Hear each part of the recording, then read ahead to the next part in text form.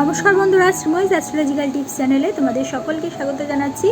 ষষ্ঠ ভাব হচ্ছে আমাদের রাশিচক্রের আমাদের বুঝিয়ে থাকে হচ্ছে শত্রু ভাব বুঝিয়ে থাকে।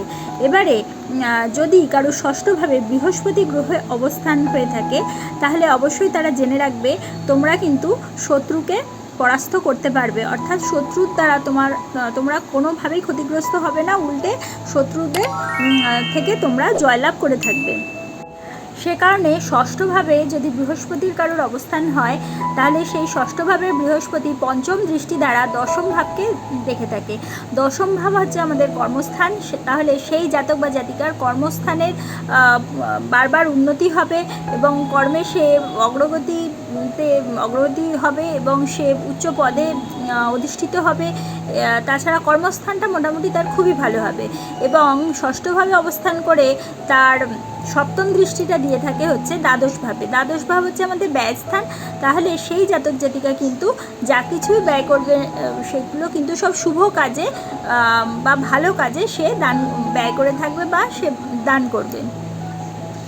এবারে নবম দৃষ্টি বৃহস্পতি সেটা পড়ছে হচ্ছে নবম ভাবে, মানে ষষ্ঠভাবে বসে যদি নবম দৃষ্টি দিয়ে থাকে সেটি হচ্ছে তার দ্বিতীয় ভাব। দ্বিতীয় ভাব হচ্ছে পরিবার এবং আর্থিক অবস্থা বুঝিয়ে থাকে। পরিবারে সবসময় তাদের শুভ একটা কম্বিনেশন সেখানে তৈরি হচ্ছে, অর্থাৎ এই বৃহস্পতি তোমার পারিবারিক সুখ শান্তি সমৃদ্ধি বুঝিয়ে থাকে এবং আর্থিক উন্নতি বুঝিয়ে থাকে এবং একই সাথে কথার দ্বারা লোককে ইমপ্রেস করা বা কথার দ্বারা সমস্যার সমাধান করা, ভালো অ্যাডভাইস দেওয়া, এগুলোর মাধ্যমে সে উন্নতি করতে পারবে।